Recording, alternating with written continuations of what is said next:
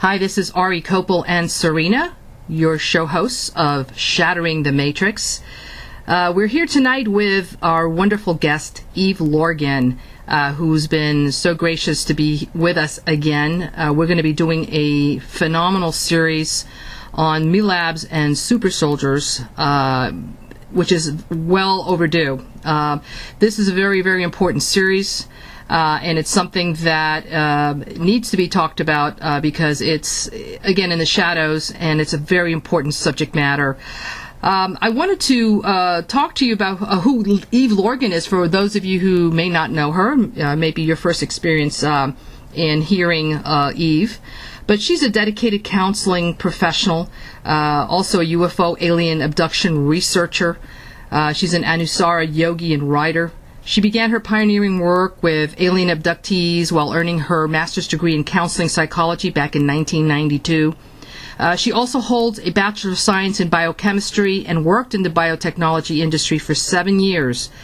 Eve started a support group back in 1994 in San Diego County, California for experiencers of anomalous trauma and continues to consult with anomalous trauma clients worldwide today. She was also a close associate of the late Barbara Bartholic and is dedicated in continuing and experiencing or expanding the work of the late Dr. Carla Turner. She's also written numerous articles internationally on the alien abduction phenomenon in magazines such as X Times, Nexus, JAR, MUFON Journal, Enigmas, Unknown Magazine, Independent E-Zines, newsletters, blogs, and websites. And she's also authored The Love Bite, Alien Interference of Human Love Relationships, and her latest book, The Dark Side of Cupid, Love Affairs, The Supernatural, and Energy Vampirism. So, Eve, welcome to our show. Also, are you there with us, first of all? I'm here. It's glad to be here. Fantastic. And Serena, I know you wanted to talk a little bit more as to why we're doing this series. Yes. Would that be now? Yes, ma'am. Okay. I am not a professional speaker, everyone, so just bear with me. I'm speaking as if I'm speaking heart to myself and a really dear friend, and I want to express why we're doing this series. We hear a lot of these words being spoken of lately in conspiracy and fringe groups and theories of things like MILABS and Super Soldiers and reptiles and reptilians and all of these things that are very uncomfortable. They were very uncomfortable for me when I first started learning about them. But in order to find out what is happening on this planet on a global scale, I had to go deeper into areas that were not pleasant and not pretty. And they led to some truths that revealed that there is an underbelly, so to speak, of control that is happening all over the entire planet. It's not fringe anymore. It's not on the outskirts of something. It's not a minority of people or a minority that we can afford to ignore. No, this is happening to a lot of people, and what is happening to them affects everyone because of the energies and frequencies that are being used both by these human beings that are being controlled by diabolical entities and spirits, Jin and different types of technologies, and their control devices that are placed all over the planet for absolute control and manipulation and domination over the entire human race. What we're talking about is global, and it involves everybody. This is not fringe anymore. There are millions of people that are involved in underground bases and military and all kinds of secret operative, dark black ops, as they call them, or operatives. And we need to understand this if we really want to find out what is happening on the planet. And there are some people who are speaking about them. They literally risk their lives to talk about this, to investigate it, to help the people who are trying to escape from these things. They literally risk their lives in doing this. We have been offering this talk show, Shattering the Matrix, as a platform for these people to talk about these things. We're not after sensationalism. This is not at all what we're doing. We're trying to let as many people know as possible what is really happening that they don't want you to know. We are literally trying to expose those secrets that these dark forces want to be kept secret. They don't want you to know that they're doing this. Because if we do know, then that means we can do something about it. They will not be able to continue. Now, this information is so uncomfortable that there are a lot of people who don't want to hear it, they don't want to see it, they don't want to know it, they will deny it, negate it, reject it, everything. And then there are those few people who will want to know the truth because these people are here to make a difference. They're here to help. And we're speaking to those people. We understand that this is very uncomfortable for a lot of people and they don't have the stomach for it, so to speak, but that there are spiritual warriors here on the planet who need a little bit of a deeper wake-up call, a little bit more information to fire them up into what they were meant and destined to do, which is to become a spiritual warrior that helps break down this dark force matrix that is keeping the masses of the human population under their control. We need to break out of this. We need as many people as possible to help us to do this. And with that said, there are people like Eve Lorgen who are doing amazing things behind the scenes that they don't talk about. They are very humble people, but have extensive amounts of information that goes deep into exactly what is happening, into areas that most people are not talking about. So we are going to go deep. We are going to talk about what MILABS are. We're going to explain what they are, that they are real. These people are real, and they are all over the place, and they are probably beneath your feet, somewhere in an underground base or city beneath your feet. So with that said, we're talking to those people who are spiritual warriors who need some more information, and we want to give this information out to the public so that people become more informed and empowered as to what is really taking place here and fired up enough to be the one to make a difference. Absolutely. Thank you so much for that, Serena. That was extraordinary. Very well said. All right. So, Eve, I wanted to get you talking about if you can go and explain to the audience what MILAB is, what exactly that is, and how, everything you know about it. And of course, in between, we're going to have questions. So, and we're going to go deep. Okay, so bear with us. But go ahead and if you'd like to start the series part 1 with what is MILAB. Okay, thank you for allowing me the opportunity to speak about an uncomfortable subject and one that is fraught with a lot of sensationalism right now in the, quote, truth movement with the super soldiers and the MILABS. And this has been going on for many, many years. And it's something that I came across when working with people in support groups in Southern California. I worked with mostly alien abductees and who I call anomalous trauma victims. Most of them were mind control victims or those who had been through some kind of ritual abuse or narcissistic abuse. But alien abduction was really the main thing that I was working with. And so as part of that, I started coming across more and more abductees who are genuine alien abductees who've had multiple visitation histories of non-human intelligent life forms. And it usually is, it's like a syndrome. They will have many contacts or abductions, visitations throughout their life, usually starting in childhood at a very early age, and it continues throughout their adulthood. And so oftentimes we find that this is multi-generational. It occurs in certain bloodlines and families, and it could be genetically based. So within these bloodlines, we also discovered people having what I call the military abduction component of their experience.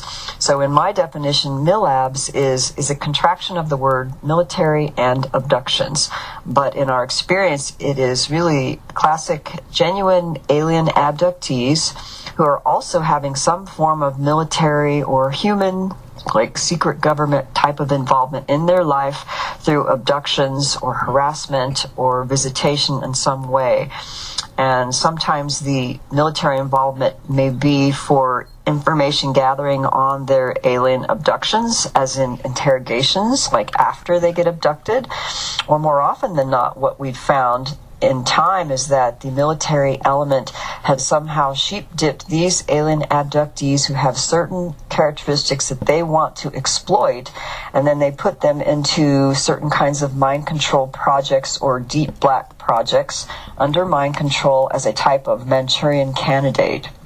Of course, nowadays the technology is so good that it supersedes what most people's understanding of Manchurian candidate even is.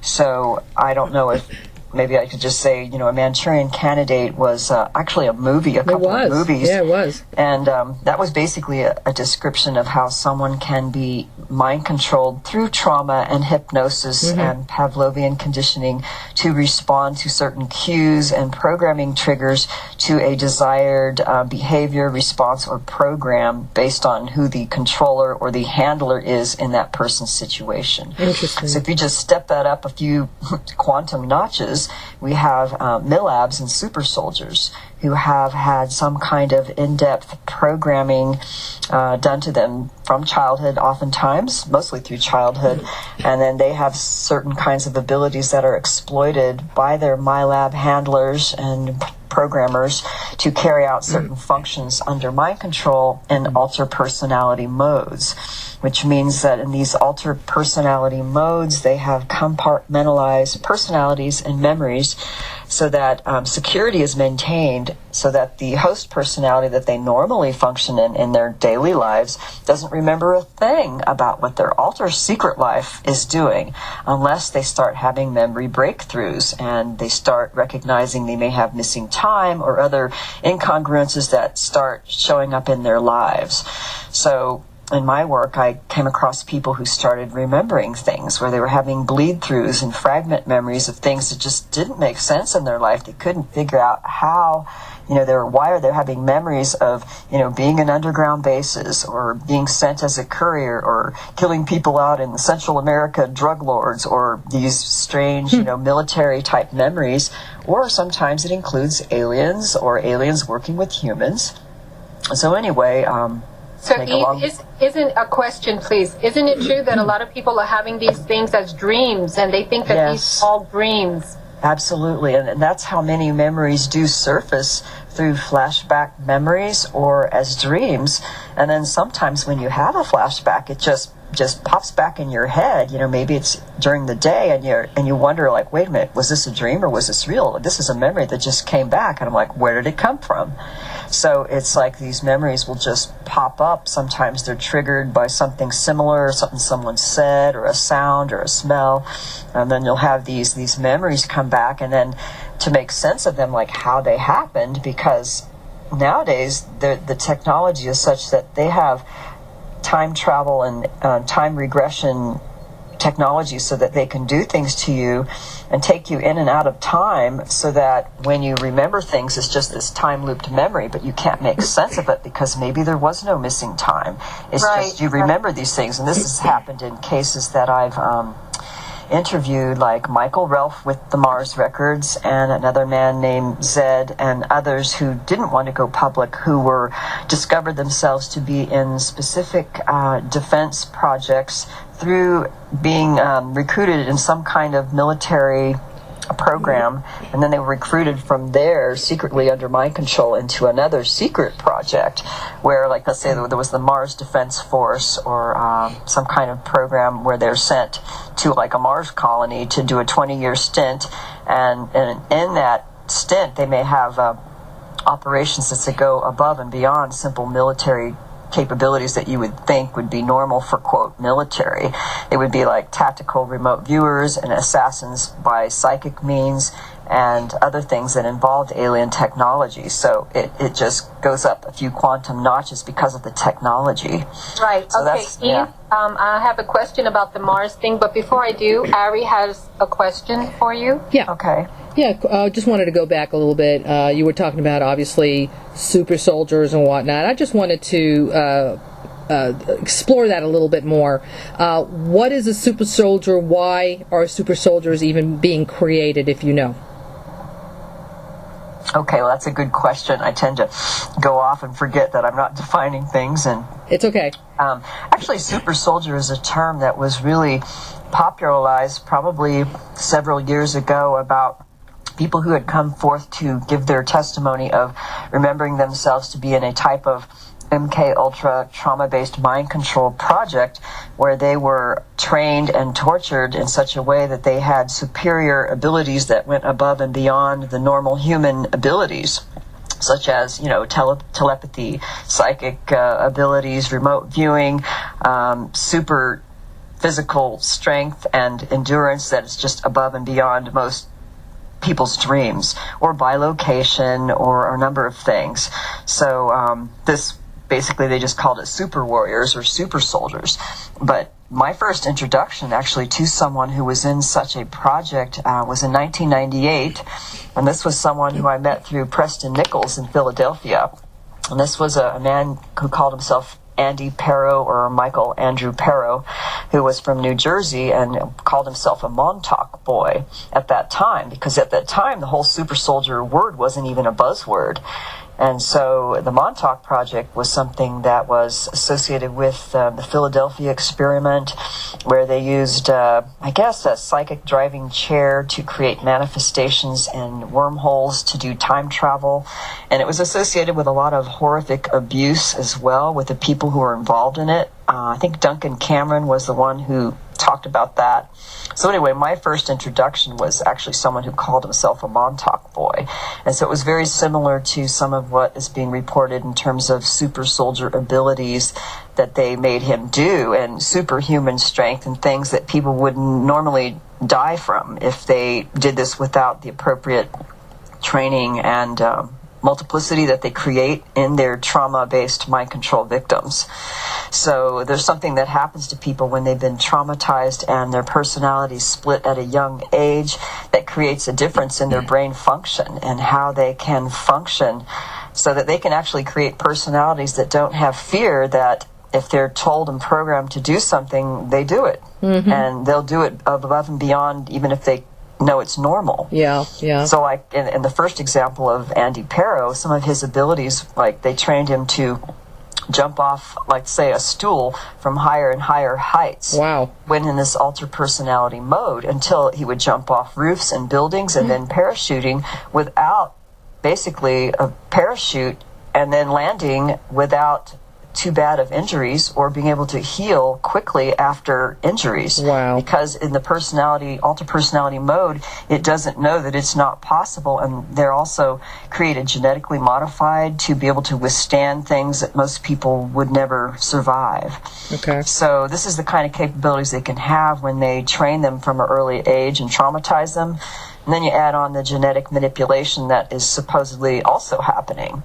So many of the people who are in the projects, they're chosen, oftentimes they tell me they're chosen because, let's say the military had done a blood test, for example, and they found out that they had a certain marker that is a genetic marker for ability to be, let's say, be a remote viewer or to function in many dimensions at once, or they can open up portals, time travel portals. Mm-hmm. So there's certain genetic markers that they actually look for when they're trying to recruit people in some of these programs. Interesting. Serena, do you have a question? Yes, I did. I had to unmute. Sorry, if there's a little pause, it's because I have to grab my mouse and unmute. Okay. These super soldiers, now you're saying that they are trauma-based trained. Isn't it true that a lot of them are given drugs or mind-altering chemicals, etc., to do this? And why is it that in order to produce these abilities or these extrasensory, superhuman psychic abilities, that they have to use trauma? Why is that necessary? And how prevalent is that really? Because I know that this ties into also satanic abuse, satanic abuse, black magic, and Illuminati rituals as well. It kind of all ties in. Can you talk about that a little bit?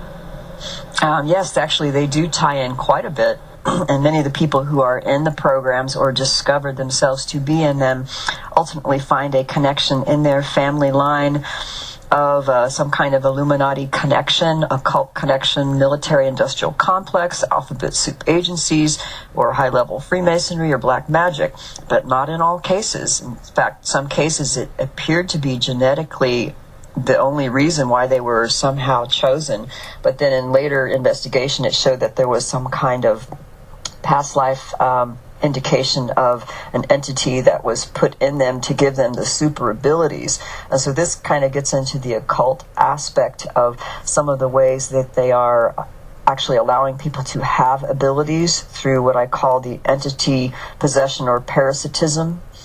But I'm kind of getting beyond myself, so I want to say a little bit about trauma and how trauma affects the psyche.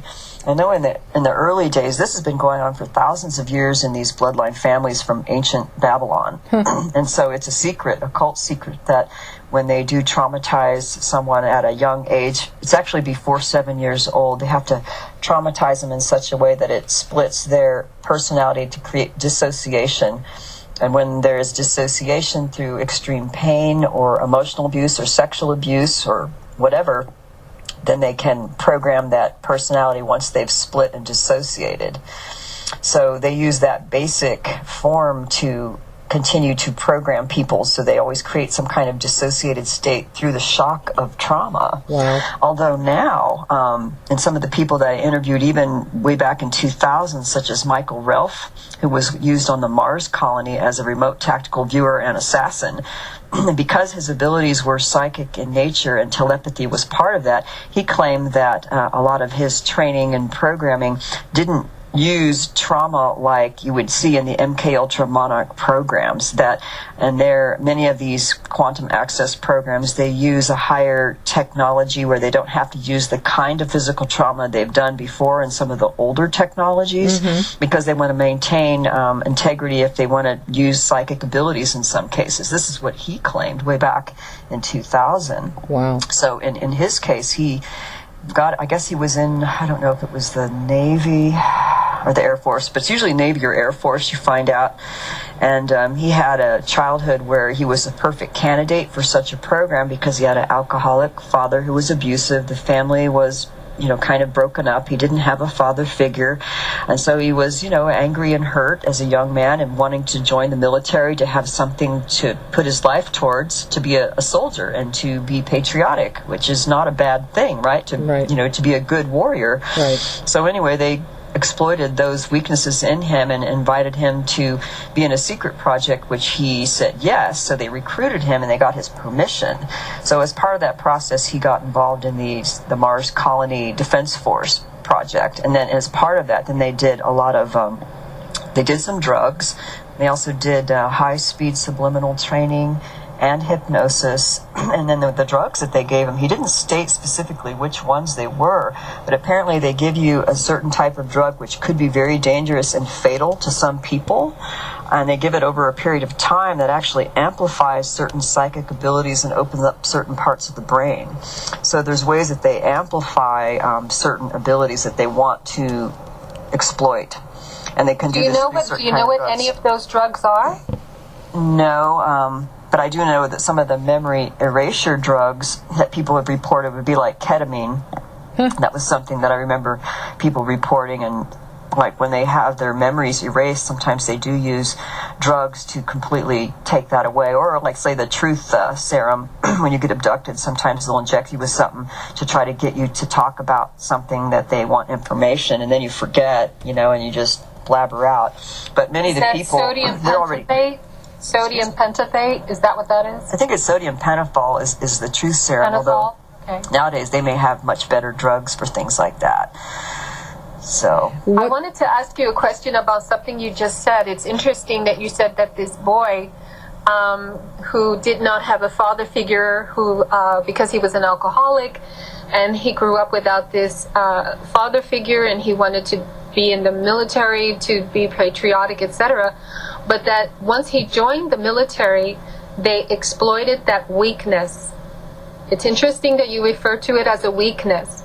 So when somebody has this broken up family and this father figure who is like this, I think that this is something that is deliberately created on this planet worldwide to create these traumatized children who want to do something like join the military where you can put on a uniform, because what they're telling you is they're giving you skills, when what they're actually doing, and the military knows this very well, is exploiting your weaknesses. Absolutely, that's what they do.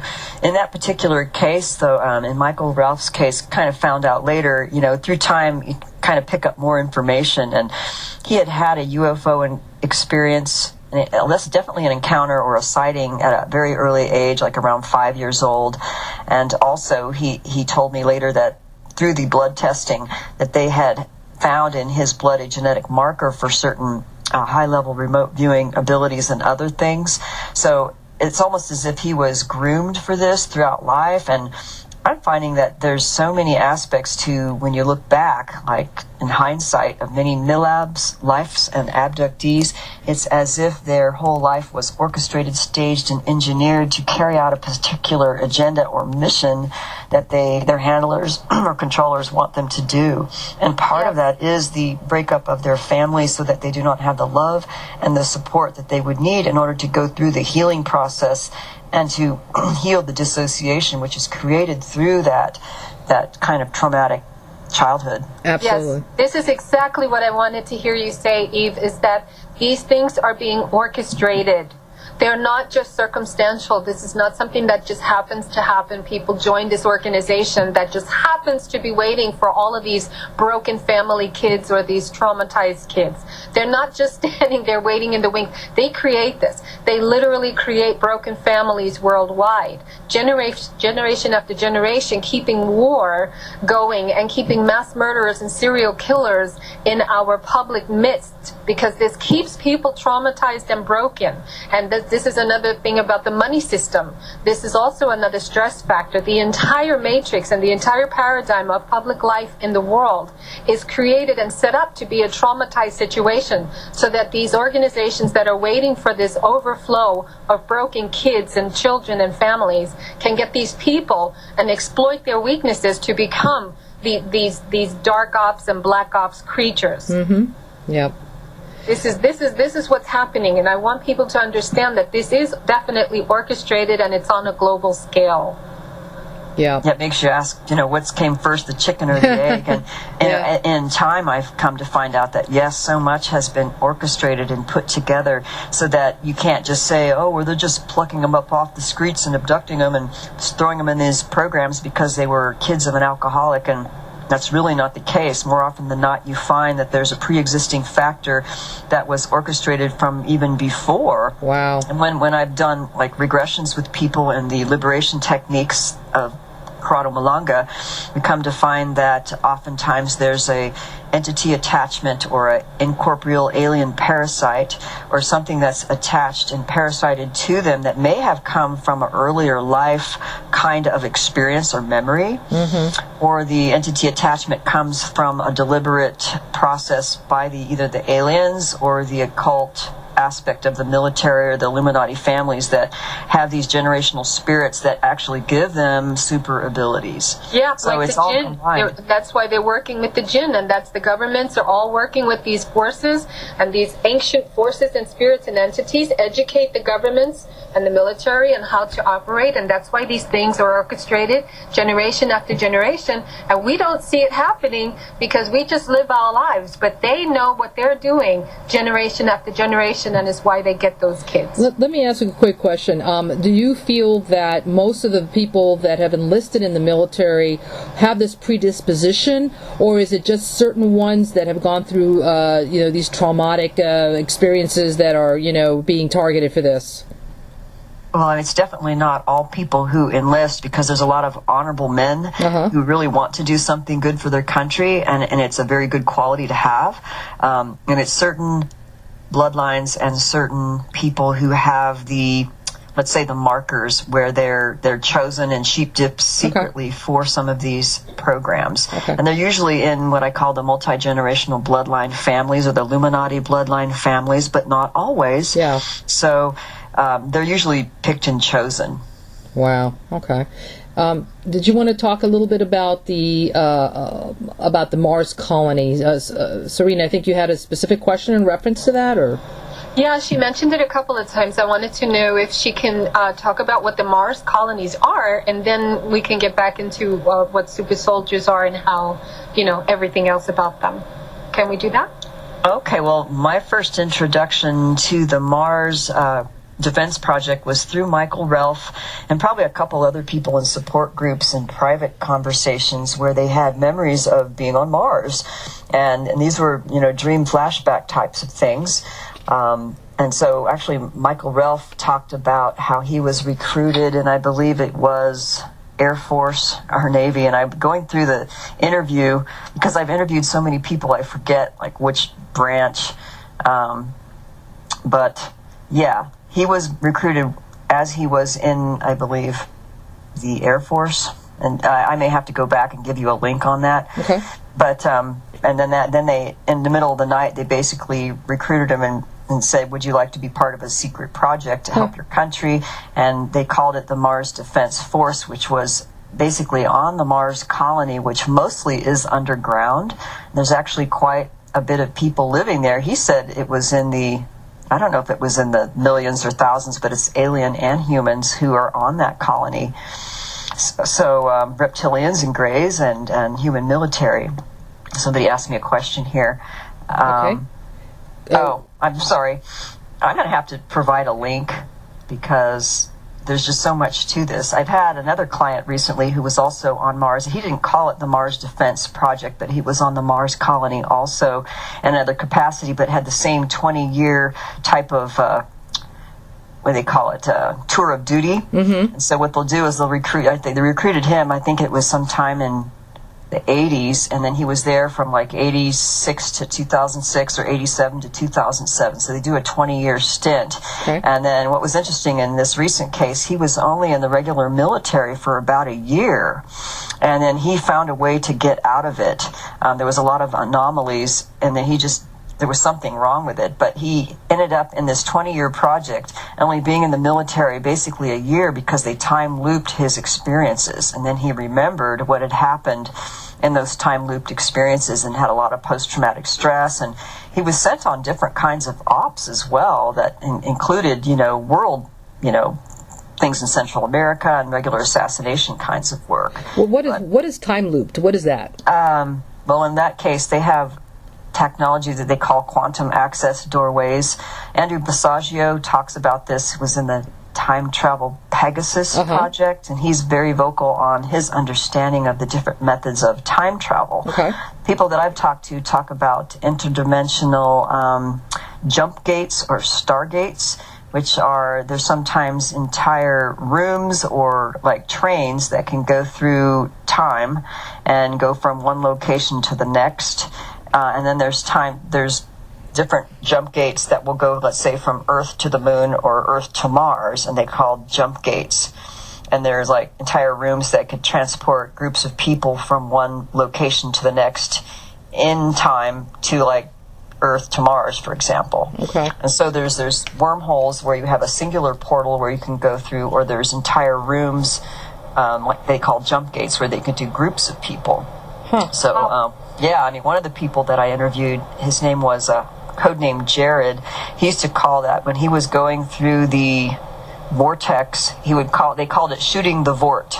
And that was their terminology that they used when they would go through this wormhole to another time or dimensional reality. So they have these technologies that they use regularly. Isn't the movie Contact with Jodie Foster the chair that was used to send? Yes. Wasn't that based on some reality on the Montauk Project or something? I think even Preston or Prescott, whatever his name is. Preston Nichols, yes. Yeah. Well, they had I guess it was originally a chair, like a psychic driving chair that they were able to hook up with God knows what kinds of electrodes, and there was also sexual stimulation of the kundalini that was done to drive the energy that would somehow allow the energy to be amplified so that when hooked up to this technology, they literally could create manifestations through their mind and imagery. Wow. Or they could somehow create time travel gates and times. So that was something that Andy Perro talked about, and they used this particular Montauk chair to do that. And I guess from the Montauk chair, then there was other technologies that would do similar things. So that was one of the methods that they used. But there's psychic means of, let's say, going into the future through the chairs where you could just project your consciousness. And then there's other technologies that Andrew Basiaggio talked about where they literally could create this holographic, I don't know, portal where you could literally walk into another time, space reality, like on Earth, for example. Wow. And he did that several times. Now, is there from the people that you've interviewed, do they speak about the reasons that maybe this is happening? Is this to have maybe space exploration, or is it for colonization purposes? Is it to create a super military to wipe out humanity? What are the agendas behind this? If you have any clues based on interviews or research. Well, there's good question. well, there's different agendas for different projects. Let's say for the Mars colony, in Michael Relf's case, he was used as a tactical remote viewer where his job was to protect important people or equipment or to fight off certain invasive predatory species that might be a threat to their presence there on the colony. So he would do not only remote view to find out if there's anything around or trace back, like other remote viewers psychically, and trace back who they are and where they are and destroy the target. So he could do this psychically. So it could be to protect, like security reasons, their presence on the Mars colony, or it could be to defend against hostile alien species. And I've had several super soldiers report that they fought like nasty, weird alien species where they were sent on ops to other locations in the future to fight predatory alien beings that were a threat to humans. Into the future. Yes, even into the future. So there's like future ops and, places to other locations, other dimensional realities, or using it as from Earth to Mars or Earth to Moon. One of the people was actually trained on the dark side of the moon. There apparently is a base there with a reptilian and military connection where he was trained with other young men in a MILABS Super Warrior kind of project, different things on the moon, on the dark side of the moon. So there's different locations where they actually have bases and training according to their memories. Wow. Now, have they talked about what the purpose of the Mars base might be? Or is that just another colony? There's a lot on that now. Of course, there's the Alternative 3 survival community, which was set into motion many years ago based on, I guess, what was forecasted for maybe comets or Earth destruction. So there must have been some groups that thought that Mars might be a good colony for survival. Although I think the aliens already are colonized that. There's alien species on there also who are not necessarily friendly, and some who are working in conjunction with human military. That's something that Mars, Andrew Basiaggio talks a lot about that, and Laura Eisenhower and some of the other ones. With respect to Mars, although Mars they say it's a dead planet, but there is water on Mars, and there is animal predatory species on Mars. So there's actually a lot more there than what they're admitting to, and the sky isn't red there either. That's part of a deception. It's actually a light blue or very pale blue. Yeah, I think roaches come from Mars. Especially the ones in Florida. Yes. Oh, those are nasty. Yes. Interesting. So I wanted to go back a little bit in reference to, you were saying sometimes that these, for example, that people can experience certain things in dreams, and, there may be little flashbacks of, actual experiences that they may have had. But I've also heard that memory can be implanted. In other words, it could be pseudo-memory. Do you know anything about that, and can you explain if you do? In other words, that a lot of the reptilian facets or even the military are just actually putting in false memories. Well, they can, and they do, and it's very common in the alien abduction literature, especially my mentor Barbara Barthlick and Carla Turner noted that they found that there was screen memories in many abductees' memories where they may remember an initial experience where they felt pleasant, they didn't feel bad about the aliens, and it was all kind of wonderful. And then if you just go deeper and you keep going deeper, you can find sometimes levels of screen memories, and that's what Barbara found. And she found many like reptilians beneath that screen doing things that were pretty traumatic and horrific to people, like in the Ted Bryce case that Dr. Carla Turner talked about in the Masquerade of Angels book. So definitely screen memories is a part of it. In fact, one of my recent interviewees named Marit, who's the Scandinavian female MILAB, remembered that in her, let's say she would be abducted or taken by her military handlers, which were also aliens working in collusion. Very often they were Draco in her case, and also reptilians, different ones. But on her, before they would send her home, sometimes all she would get was this big holographic screen of dolphins swimming in water and this like benevolent new agey thing, so that what would be impressed upon her brain was like, oh, I had this wonderful dream about dolphins and it was all so wonderful, and then beneath it was something else. Yeah. So you have to always look beneath. And my as a quote counselor, you always have to look at what are the incongruences in those people's lives in terms of, let's say, if there's post-traumatic stress evident in their behavior, or anxiety and depression, alcoholism, addictions, what are the relationships, what are the relationship patterns. You always have to look at the whole clinical picture, so to speak, so that I never take at face value. If someone says they're having positive ET contacts, I always have to look deeper, because I know that the aliens are capable of deception to such an extensive degree that I have to be much more skeptical of benevolence based on what I've seen. Yeah. It's just, That is amazing. That is amazing, Eve, and I commend you for going deeper and finding the truth. I really do. Absolutely. And then what would cause someone to seek someone like you? In other words, I'm fine, I go about my day, I've got my strange belief systems, I'm probably, looked upon kind of like I'm weird, but, I don't really, other than having, my typical ailments and what would make someone like me seek you out? What would trigger that?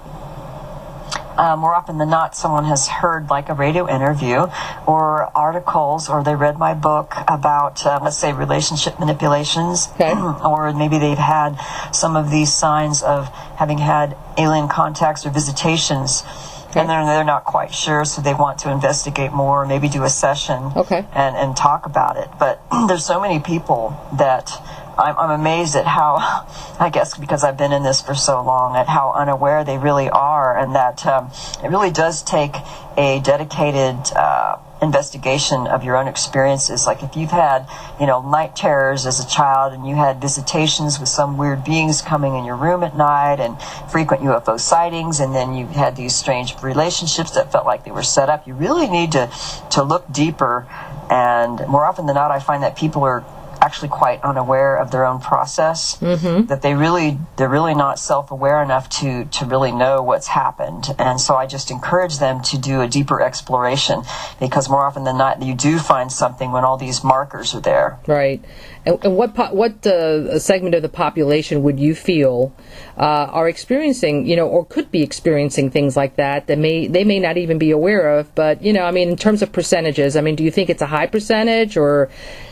Well, I certainly think it's higher than what's evident. I think what we're seeing is the tip of the iceberg. And there was a study way back in the 90s, I think it was the Roper poll, that found that there was something like 2% of the population has had these unusual kinds of experiences.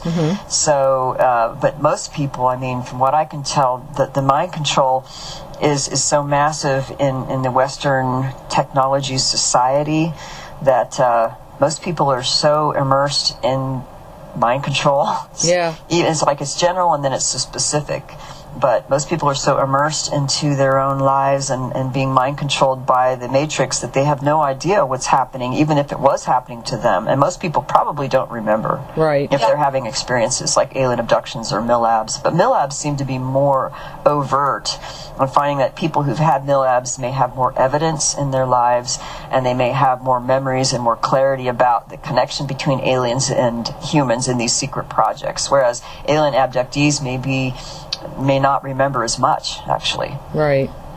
Do you feel that part of the agenda, because obviously there's many different aspects of why this is happening, do you think that part of that would also be a predatory type of thing, where these negative aliens are here basically to either take over the planet or use human beings as one slaves, as it might have been, as it might have happened before at some point in history, or even as food source? Absolutely. Okay. I believe that they're mostly a type of energy vampire.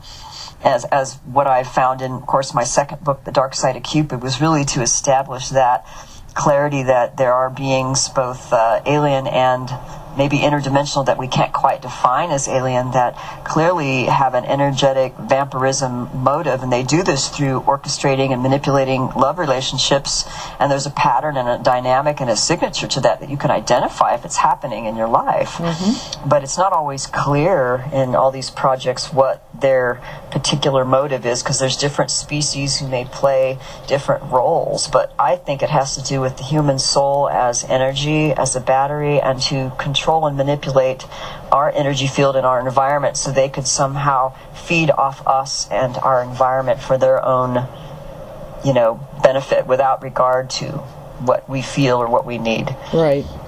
Okay. Yeah. And this is why we are discussing this, because this Roper poll, I would dismiss that, because 2% of the population know it's happening to far more people. Most of these people, like you said, don't even realize this is happening unless something triggers a memory, a dream, or some of the reality of this experience starts seeping through or bleeding through into their conscious time. The drugs wear off, the hypnosis wears off, whatever it is that they're doing, and then they will start to question this. But most people don't even want to know. They would rather dismiss it. But I personally feel that this is far more common than what people think. Yeah, I agree. Yeah, I think it's happening to many more people, and it seems like once your eyes are opened up to know what to look for, to me it becomes obvious. But it's also quite sad to see the mind control and the ignorance of so many who are being affected by the programming and the education and the religion, but also the technologies and the deliberate warfare methods to keep people dummied down. And the trouble is, you really don't know you're a slave until you're free. So what you don't know is what's dangerous, because most people just don't know, Exactly. And that's why all of these things are put in place, the religions and the military and the television and the fluoride and the EMFs. That's why these things are all there, is to keep people sedated and ignorant of what is going on, because this is what's happening underneath the surface. If it wasn't happening, then they wouldn't need to exercise control. There would not be a controlling factor over humanity. It wouldn't exist. Right. So it's obvious that it's there. It's obvious that it's global.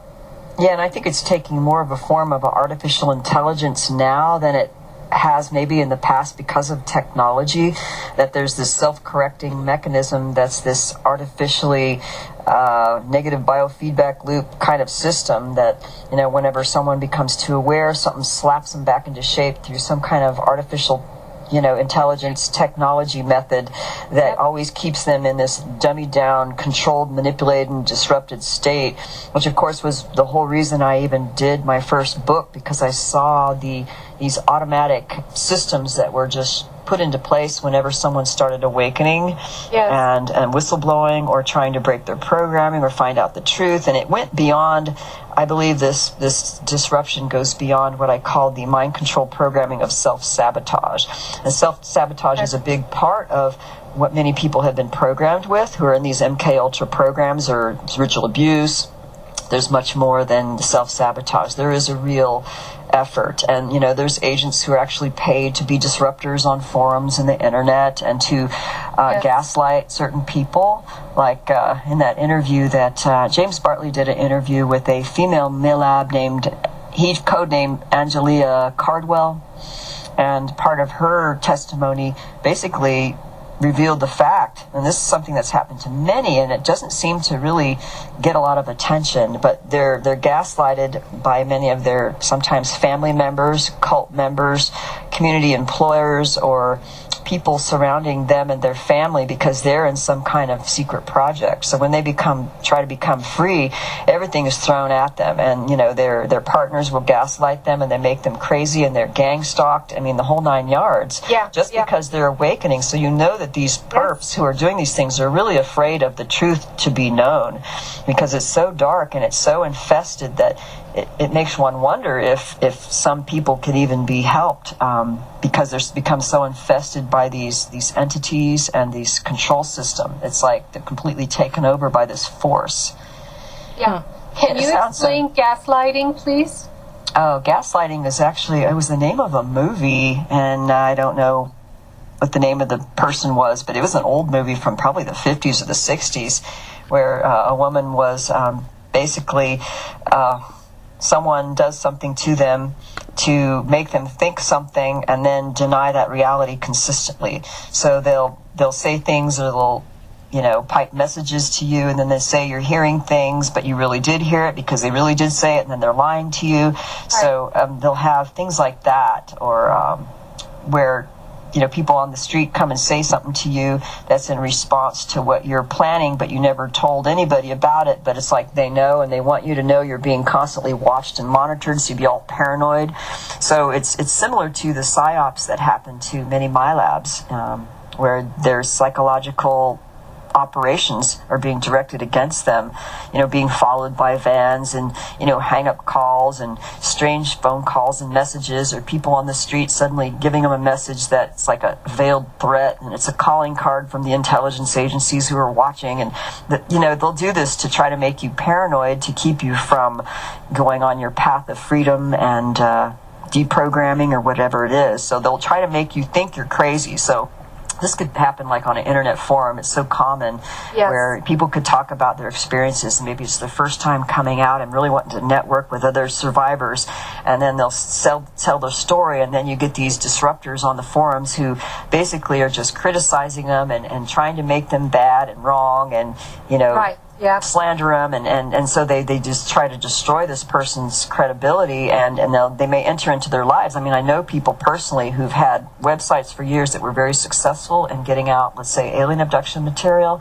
and then they're being cyber stalked and harassed by someone who's mind controlled or taken over by one of these entities, and they're sent in to destroy this person because they're giving out information that is valid and good that would help people. So there's people like this all over the internet. There's perps all over the internet. There's perps who are surrounding people who are awakening in this. I mean, I've seen it over and over and over. So now I'm just like, I'm really tough about it. When I see one, I'm going to call them on it. Because there's a perp, on freaking every forum now. I'm sorry to... Good for you. No, good for you. That's exactly how you have to be. You have to put your foot down. And I think that, anybody who questions this, they just need to look at the evidence. You don't see them actually doing this, but the evidence is everywhere. And when it's slapping you in the face and slapping you around, you have to understand that there is a force at work, whether you see it or not. And it's like the frog in the pot of boiling water, though. I mean, I guess one could notice this if, let's say, you've been in an abusive marriage, for example, and you didn't ever know what a healthy relationship was. If you were raised in an alcoholic childhood, for example, and you're in an abusive marriage, and you're married to a narcissist psychopath, and you're like this frog in a pot of boiling water, where you think this is normal, and you think feeling bad is normal, and being hurt is normal, until you finally hurt so bad that you jump out of the water, and you find out what it's like outside the water, and realize that you were completely controlled, manipulated, and mind controlled in this particular environment. And so sometimes you don't know until you get out of the environment how controlled the environment was. Exactly. And so that's how it is for some people who step outside the military or step outside of certain controlled families or companies or countries, where they realize when they're out of the situation or out of the relationship how basically effed up it really was, and how controlled, and how these forces come in at you to completely submerge the spirit of truth and love and connection with earth and connection with heart. It's amazing how those things can be blocked so that you don't even know they exist, so you don't even know love exists. Wow. So, and isn't that directly the one that's directly hitting the nail on the head? Those are the qualities that you just listed, truth and love and beauty. Yes. All those things that you just said, those are the very things that are squashed every single time. Yes, very much they so. are expressed. You get these MILABS, these super soldiers, these archons, these jinn, these dark forces, these pervs, whatever you want to call them. They're everywhere. They're not just limited to the military. They're everywhere. As soon as this quality is expressed, there will be somebody to come along and squash it. It's funny, I was actually talking to somebody about that in another country recently, and there was a person, he was one of these people who has a lot of light, and he was actually one of my clients in the book, and he was just one of these super creative light bulbs, all right, that has so much light that because he has so much light, what happens is, like, there's this radar system in the artificial matrix of this reality where if you have too much light, they'll slap you down, or they'll send in a disruptor, they'll send you in a love bite connection to fuck with you for years, and then finally, like, when you wake up, it's like, whoa, maybe I should just, like, turn down the light a little bit. So my friend was giving these diagrams of, like, light. When you have too much light, they just kind of just shear it right off. So you have to basically, shield your light so that the people with light know who each other is, but they're not on the radar of the perps who are out to basically just disrupt your life. That's right. So it's a way of learning how to be stealth about your light and your wisdom and your power, and learning how to connect with like-minded others in a way that is not maybe so overt, to be able to build the connection and the support and the community that we need to be able to rebuild what life we have left on this earth and what sacredness we have left. Exactly. Because it's being threatened severely. It is the sacredness, exactly, that is what they want to destroy, because that's the force that is behind it. It's everywhere. It's pandemic. Yeah. Now, let me play the devil's advocate for a second. I hate doing that. But I'm just wondering, what are the chances? And again, it's just a possibility, because these excuse my French, fuckers, okay, are so clever that nothing phases me, okay? So what are the chances that memories could be implanted on all these people who have experienced these things, right? The MILABS and the Super Soldiers and everybody who's had an ET experience, whether positive or negative, all that. What if all these things, maybe not all of them, but a good majority of them they're just implanted memories? That's a very good question. And it's being brought up now, Interesting. Being brought all of it coming up now, for the purpose of, oh my God, look how horrific, and the black goo, and the this and the that and this and the that, and it's so horrific and so incomprehensible, and it creates such dread that it puts us in a position of we're in such fear that we're compromised. Trauma again the trauma, but now it's psychological trauma for the masses now that are now awakening to this information. Not to say that this stuff is not happening. I'm saying that a lot of this stuff is maybe being fabricated and now being put into the mainstream with people like us talking about it to infest everyone else. What are the possibilities of that? Well, I mean, and there's a big possibility of artificial memories. We already know that that's true in terms of trying to sway the minds of people to believe that a certain, let's say, ET who is taking them is really benevolent and there for their spiritual benefit. And we come to find out they're predators of energy and soul. We know that. But there's also the phenomenon of what I call the virtual reality memories and experiences that many of the MILABs are having and have had for years. And so in the beginning, and when we started remembering, or talking about these in support group, it led one to these belief that this was actually really happening in some kind of physical reality. Like in our early days, let's say our introduction to MK Ultra and mind control monarch slaves was, let's say, Arizona Wilder, Bryce Taylor, Candy Jones, and some of the earlier proponents who talked about their lives as like sex slaves or couriers or mind controlled slaves in these families, so that when they had memories, they would automatically assume maybe that this memory was real and it happened in real time in the physical reality. But in the MILAB experiences, sometimes these things happened in physical reality, and sometimes there was evidence, like in Duncan O'Finion's case, for example. He was definitely used as an assassin in all these different ways, and he had a lot of physical evidence that this was actually true and happening on real time and surface level Earth operations. But then what we have also in MILABs are memories that appear to be impossible, or they're like military training, escape and evasion scenarios, or scenarios, let's say, of a typical MILAB op, where you're with some admiral in the Navy and you're on some ship and your job is to get information from some foreign diplomat or whatever it is, and then you'll have this memory, and then you're left wondering, like, was this real or was this a virtual reality thing to make me think it's real? Correct. And so what happened in the earlier MILABs is that many of them actually remembered seeing one another in their, quote, dream memory experiences, which they thought could be a real abduction, and then they were able to confirm each other's memories, but the question remained whether or not this really happened in physical reality. Right. And so what happens is, what I've seen now in the mind control super soldier community, is that there's people who remember seeing each other in these experiences or in rituals or doing horrible things or torturing kids, right? Yeah. But then the question remains, how do we know if this is a virtual reality thing that's implanted in them to, let's say, discredit someone who's gone public? That's right. Or how do we know if it's true? It could be true, or it could be virtual reality. But now we know that virtual reality is just what it is. I mean, a lot of times it doesn't mean that memory took place, and it could be just any military op. So you're really left wondering. So you have to go back to what the evidence is, and did you have any independent corroboration of other people remembering, and do you have physical evidence, and do you have missing time?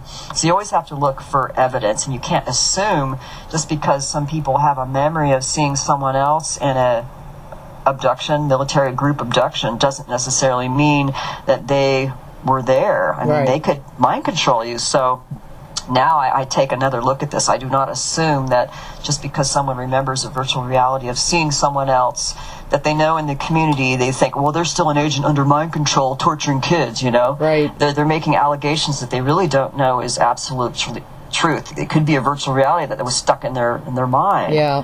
So you have to be really careful with this stuff, because there's people who are bad-mouthing each other and arguing and slandering each other, and there's a lot of that going on in the community of unhealed survivors. Yeah. Okay? So that was one of the first things I noticed off the bat when going into the mind control community and doing presentations, that you had these people who claimed to be survivors, and they were. They were legitimate survivors in projects, but they were still being messed with, or their trauma was so great that they get triggered all over the place, and then they turn around and accuse you of being an agent, and God knows if they're beaming shit in their minds to make them think that you're some CIA asset out to get them, Right. So it's like, oh God, how far does this rabbit hole go? Right. Yeah. So it looks like they're pitting them against each other. Yeah. Right? They do, and that does happen, and that's why I'm such a strong advocate now of, healing, integration, and connection with the earth and spirituality in some way is the very most important priority. Whistleblowing is good. We need to get the information out there.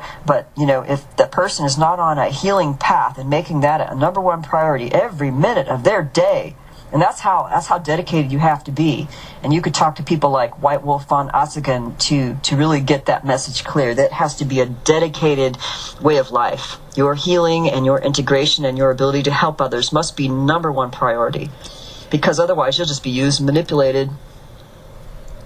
Yeah.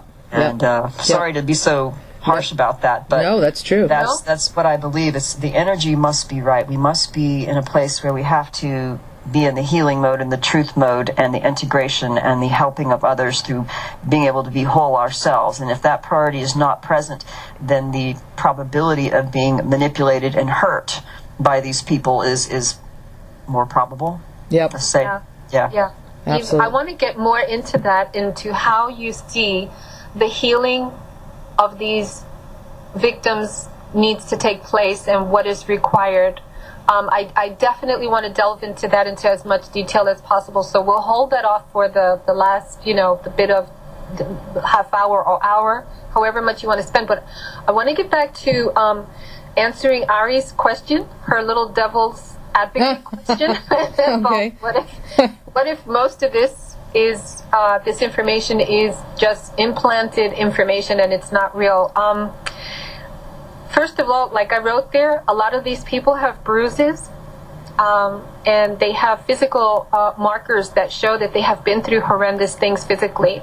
I keep that in mind because that's something that sticks with me. But if not for the MILAB people, then there are other populations of people that are not associated with MILABs, like satanic ritual abuse people, or Illuminati people, or just black magic people, Jin people, and these people are all over the world that are releasing information about what horrible things are being done. So whether it's MILABs or Illuminati or black magic or ET, it's happening on a grand scale. All these similar things are happening, if not the same things are happening in all of these sectors of life on Earth, actually. Are you speaking that these people are coming out as whistleblowers?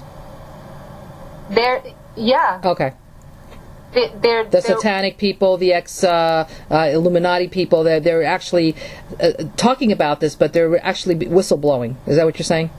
No, I'm saying that if this information that is being put out is being put out just for a psychological trauma factor, then you have to consider all of these other elements in life that are taking place that are doing the same thing. So there is no such thing as a false psychological trauma factor. It's all real, because you have to include satanic ritual abuse people, Illuminati, black magic, and all these strange and ET alien things that are taking place. If you put it all together, it's all real. It's all happening on a huge scale all over the world. So it's not just the MILAB, because even if some of that is just false memories or screen memories, I think is another term for it, then there's still this other element, all of these other elements that are happening with all of these other dark black things. That are out there. Even these mass serial killers. I mean, these guys that go in and shoot kids in school and things like that. I mean, these things are happening all the time, every single day, and this trauma is going out into the collective psychology of everybody on the planet. It's happening everywhere, in one level or another, whether it's MILABs or something else. Eve, are you considered a survivor as well? Have you experienced this? Yes. I've had alien abductions and some MILAB kinds of things, but it's not like others. I mean, it's independent and unique, and I don't really talk about it too much, simply because of really some of what I've said in the last dialogue there about depending on what people know and what they don't know, people don't know more than they know. Therefore, when they make conclusions and black and white decisions about things, they'll make it on maybe lack of information instead of a thorough understanding. So you're likely to be judged severely and accused of this and accused of that. I mean, that's happened before, and so really that's why the healing priority must be number one, to become as aware as possible and to really look into one's own experiences. Let's say if you were mind controlled, or if the aliens got you, or if the military, and then you have to assess, well, maybe if this was a mind control project, what would they have wanted you to do or programmed you to do in the public domain in a way that it would carry out their agenda, and how could you counter that in a way that you could only access truth and not carry out the agenda that would, let's say, breed fear or disinformation or falsehood. So you have to just keep going back to the heart of the core of your own being and what's really important, and healing and being honest about yourself and what your true motives are. Because there could be people who are saying things in a way that, let's say, are bringing out a lot of fear, and it's helping to promote the perpetrators who want us to think they're all so powerful when maybe they're not. So we have to always know that there is a solution, that there are ways to deal with this, and it's not hopeless, but it's definitely a problem. But I think it's our lack of awareness that is creating this big unconscious monster to manifest in all these ways, for sure. I mean, but there's so many connections now that I think could be made between, let's say, aliens and even ritual abuse and the entities they may invoke to parasite and attach to the person, and how they use entity attachment or possession in certain MILAB and ritual abuse cases to make them have certain abilities and super warrior abilities. Yeah. There was actually a movie in Italian called 6 Days, and I don't know if it's in English yet in the public, but it was actually about some of the MILAB issues and Dr. Malanga's work. Wow. The man who created the movies, Varo Clementini Venturi. He has an Italian name, but it was an interesting movie because his case study and the main character was someone who was actually one of these ritual abuse hybrid people who was deliberately, they tried to possess her with this high-powered demon, which is actually part of like one of these Illuminati shady MILAB programs. And I actually saw that in a client that I had that I interviewed in my interview called MILABS, a Pandora's Box. Yep. And the woman that was interviewed, named Lilu, basically admitted that they kept their purpose, that what they were going to do with her is try to possess her with a really powerful demonic Leviathan type spirit. And she resisted and resisted and resisted every step of the way, like a spiritual warrior. And they did kill her. She did die of like one of these horrible cancers, but she did not, agree. And they were basically torturing her to try to weaken her to the state where she would change her moral compass and basically give up. So a lot of times, they torture you endlessly until you give up or dissociate, and then they create this vacancy in you so they could just insert some kind of demon or get you to agree somehow through torture. And it's really very, very sad that some of this is happening, and you have to admit that it's happening, but they do this through deception and torture and manipulation. Yeah. So there is that occult element. You can't deny it. Yeah. Have you heard... Oh, sorry. Go ahead, Serena. Okay. Hold your question. Sure. Why do they need to have a woman like that, or any woman like that, tortured to the point where she vacates her body so that some other spirit can take over? Why does this even need to happen? Why do these spirits need to take over a human body? Well, I mean, that's a good question to ask. It's perhaps the Jin or the entities who are in these parallel realms who have invaded our reality through certain rituals or wormholes that have been opened, maybe through atomic testing or some of the Aleister Crowley rituals or the Jack Parsons, what was that one called? Jack Parsons and the L. Ron Hubbard Babylon working. Oh, yeah. Had allowed many entities that should never have been in this reality to have access to our reality. And these entities do not have human form. They don't have human mind form. It's hard for us to understand their motives. Yeah. But even in Malanga's work, which I didn't really talk about, he talks about how there are interdimensional or transdimensional entities who are incorporeal, who in their nature, they have to create some kind of form or shape to function and interact with us here. So they may take certain alien forms to interact in a body. But really, they're nothing more than a black shadow, like shadow people, for example. Mm-hmm. So that's really what the Jinn are, is this smokeless fire shadow type of entity, which are actually inhabiting some of these other forms. Mm-hmm. But their purpose is to take over and to inhabit because they want the earth for themselves, or maybe they want to feed on our energy because we have something they lack. Right. And it appears to be the case with Malanga's studies that there's definitely a vampirism issue and a soul energy issue that some of these beings from these other realities do not have for some reason. It's like they're from a bidimensional universe or a black universe or a universe that just doesn't quite mix and jive with ours, and it's incompatible. Right. So this shows that the dark forces are also working with shadow people and jinn and other things like that, because yes. I do read a lot about these people who have been mind controlled that are leaking whistleblowing right now. So some of your interviewees, and well, all across the board, some of them have references not just to MILABS and soldiers, but they have references to all kinds of entities like shadow men, men in black, creatures, entities, jinn, all kinds of supernatural spirits or entities that need the human being for one reason or another. It's all tied in. That's true. I believe that the entities have a need for us and our vehicles and our bodies because they're containers for the soul, and that's what they want. And according to Malanga, the soul's energy is too powerful to access directly, so they have to do it through our bodies and through a certain mechanism where they can, siphon off that energy and then take over the soul's will, basically, of that person. So they carry out their agenda through us, and basically there's a lot of people who are acting like agents or controlled, possessed agents of these entities. And I believe that this is what many of them in the super high level, dark Illuminati, occult, some of the military people, and I've run across, of course, what I call the reptilian host or the archontic predatory hosted type of individual, and they will have certain characteristics which I describe in the Dark Side of Cupid book, so that when you do run into them, you'll know. You'll know. That's all I have to say. Wow.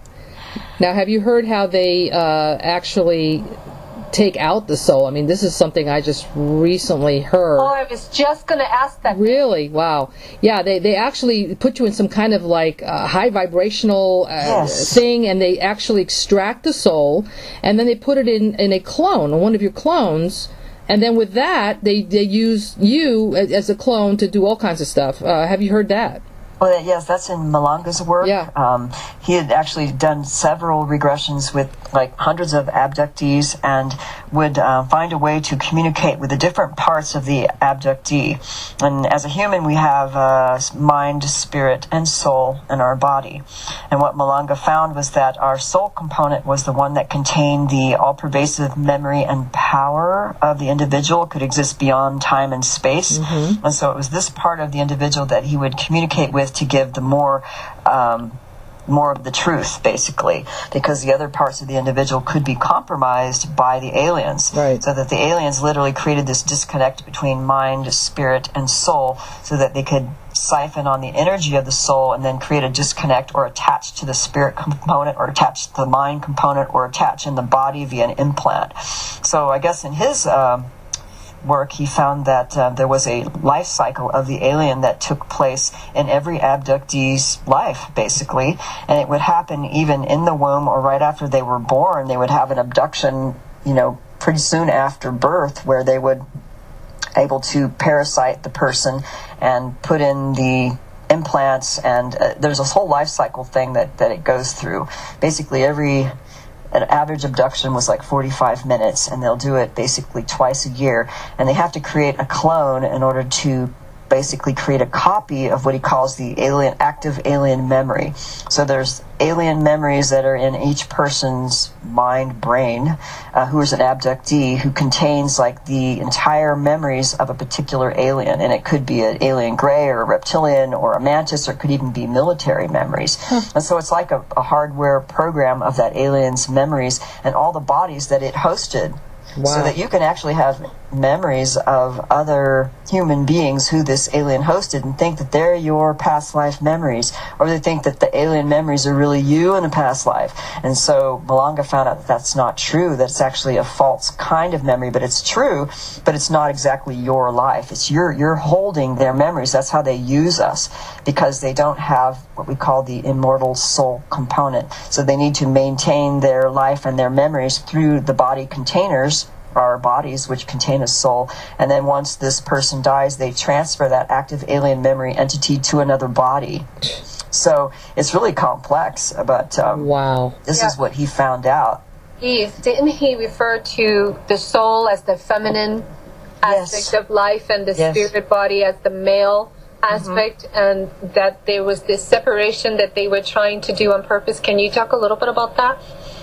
I think Malanga is pretty ingenious in his understanding of how to understand the phenomena and then create a solution to the phenomenon based on how he understood the aspects of humans in a parallel with subquantum particle physics and archetypes, so that there would be, the mind component, the spirit component, and the soul component, and of course the body. And the mind component, he could basically describe it as on a three-dimensional axis that had different aspects to it. And, I'd have to go on the website to look at all the things, because I can't memorize it because I'm not as scientific as he is. But basically, the mind is our rational mind, or what mind we use in our personality to translate communication from soul and spirit in this, quote, physical reality of duality. And we all must have a mind to function here. Sometimes that mind actually stops us from being able to really understand the spiritual and soul communication. So the aliens have a way to create a disconnect so that we don't have a clear communication between the spirit and the soul. So the spirit component, he described as the part that has, energy and is more associated with the archetype of male and fire and the color red. Whereas the mind would be like the color green and associated with time. I know that because it's in linear time. Whereas the soul was associated with the feminine archetype and power. And I don't know if he said it was the wind element or the space element. I don't remember.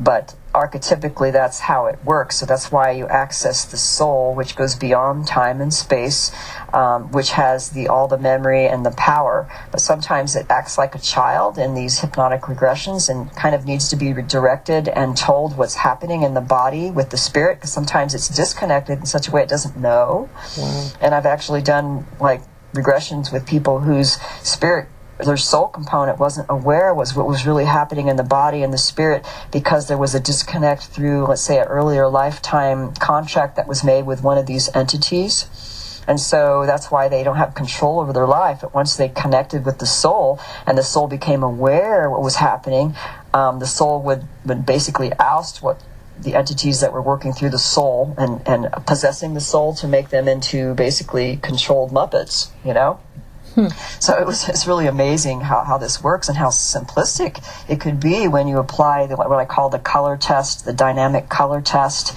and basically creating the connection with all those aspects of being, and it could create a quick resolution to some of this alien interference.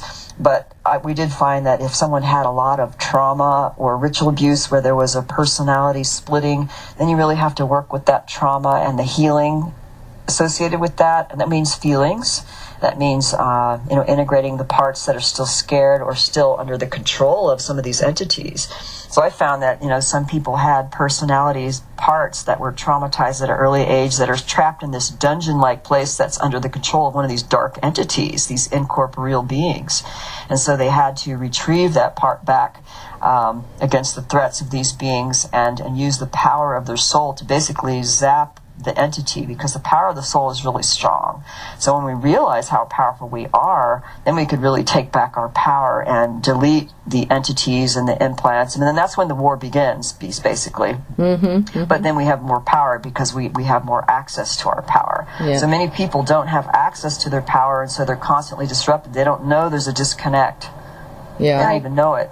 So, right, and they don't even know that these things are taking place. And when you're completely oblivious to the fact that there is a control factor, and that it has been there, and you've lived it your whole life, and your parents have lived it their whole lives, and everybody doesn't realize that they're in this matrix prison, then they're never going to understand that there is something that needs to be done to get out of it. And I find this tragically sad. Yeah, and that's the thing, is what we don't know hurts us, and our own ignorance and mind control really keeps us in this enslaved state, and you don't know until you wake up. But I'm just amazed at how now that we can make the connections between the aliens and the incorporeal beings and some of the entities that are used in ritual abuse and in the MILABS, where they attach on a spirit entity, they give them super abilities of a particular hero. These things are connected, and it's all connected with what's alien technology, what I call the black meta technology, as well as the mind control and the humans that are hosted and controlled or made to follow orders to carry out these agendas. So I think that a lot of the military, they don't know whose agenda they're really following because everything's so compartmentalized. Yeah. Right. Yeah. And so they really don't know. There's people, scientists working in these projects and underground bases and wherever who don't really even know what their project may be ultimately for. And had they known, they may not do what they're doing. Yeah. So can we talk about the reptilians for a little bit? In other words, are a lot of them are in cahoots with the military. Some of them have, of course, they're working underground bases and whatnot. Are these in physical form? Are these fourth dimensional or whatever dimensional beings? Are these the ones that are they coming in spaceships? Are they the ones that have been here forever, or are they all of the above? Can you expand on that? Well, actually, it's all of the above. Mm-hmm. There's there's species of reptilians that have been reported. Some of them are very physical, and they do live in underground caverns in the earth and have been here for thousands of years. And then there are some who appear to have come off planet that have an agenda and working, let's say, with the military. And some are fourth dimensional, where they appear to be only functioning in the fourth dimension and manipulate us in the third dimension by hosting or taking over someone else. And then when that hosting takes place, sometimes you perceive this person as a human, and then you see their shape shift, or their eyes, or the outline of their body or their hands. You might see the tail or the claws. And clairvoyants will have a way of perceiving that. And I have a article on my website from a French clairvoyant where he drew some diagrams of what he perceived when certain entities were literally hosting and taking over someone and latching onto certain chakras and what it looks like from a clairvoyant's perspective. And then just like certain of the alien entities that are reported in some of the alien abductions, the appearance of these beings. But there's some reptilians that are perfectly physical, and then there's ones like one of the guys that I interviewed named Zed, who worked on the Mars colony, talked about reptilians who worked there in Greys and military, and he said that even though the reptilians were there, they didn't like to show their form because they're so fierce looking, so they would often shapeshift and appear as humans, even like in the Mars colony, to the human military, because sometimes their shape really scares the shit out of people. And, when you have one appear in your bedroom growling at you, how it scares the crap out of you. So believe me, they can be quite ferocious and scary. Wow. So there's many different kinds. Like there's the dino type, what we call, I have a picture in my Love By book of one of the ones that was commonly seen by one of the MILABS who lived in the high desert of Southern California. And she would have these entities that we call the T-Rex. We call them what do we call them? I don't know, the baby dino types, but they have kind of more of a snout, and they look more like a dino with a tail, and they're smaller, and they're like short little arms or whatever. And this one would keep appearing in her home and come through an interdimensional portal. Wow. And it would actually come into the child's bedroom and play with her toys in the room, and it would make noise. So there's certain types that would live in these, apparently this particular type lived in these little nests that were adjacent to or in the same dimensional reality as the underground bases. So it always seemed to happen together. When she had military abductions, these reptilians would also enter through the portal, or they would be associated with those contacts. So there's something to be said about when there's interdimensional portals opened up, or you've got a long-standing portal in your physical location, then you could have many different kinds of dimensional beings that will appear and disappear in your physical reality because of the portal. Yeah. So it's amazing. It's just like it's a traffic doorway. Yeah.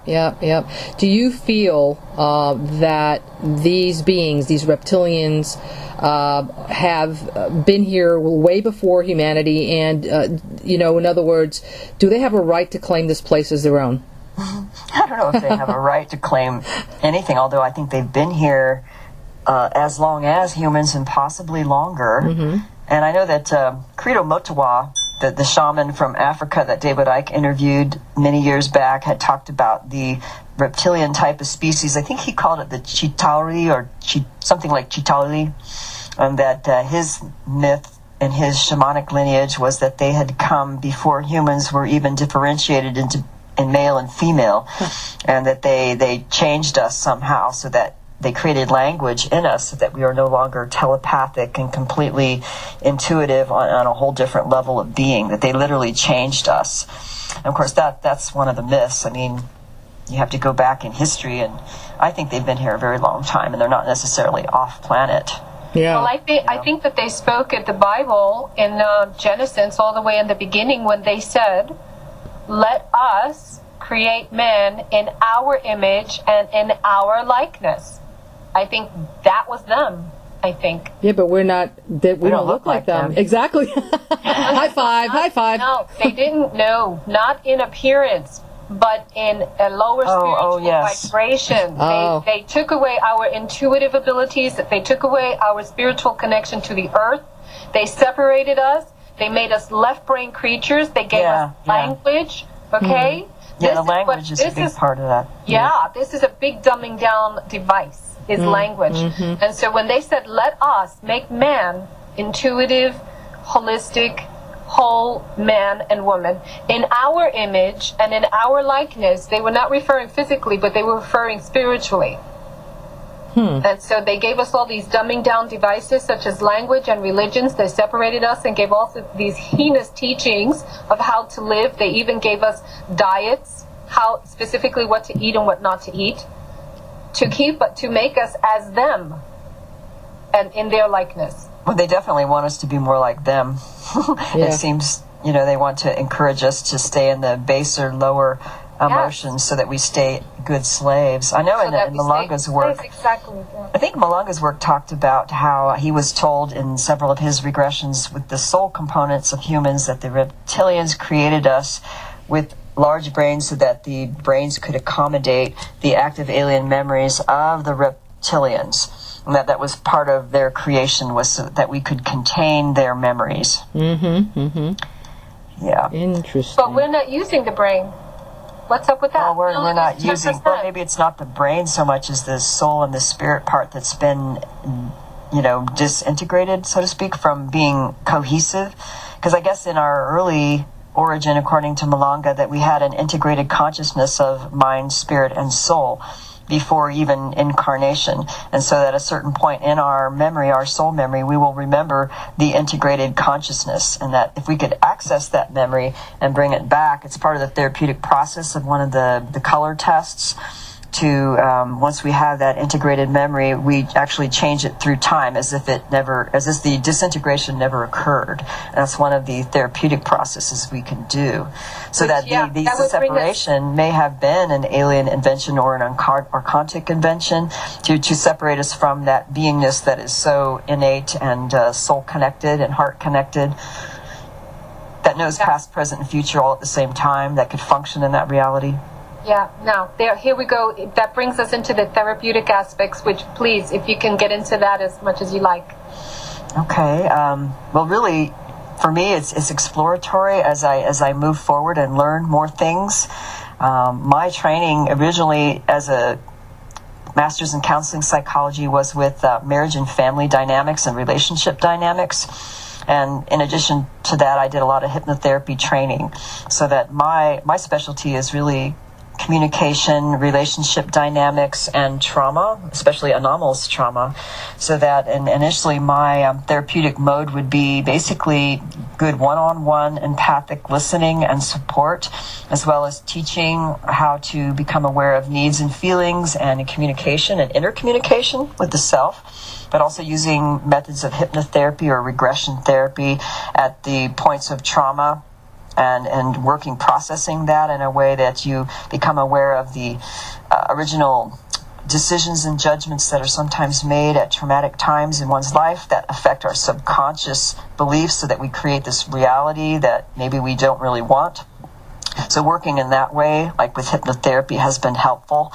But what's been helpful to me is Malanga's liberation techniques and following a model of that based on his understanding of all his research with alien abductions.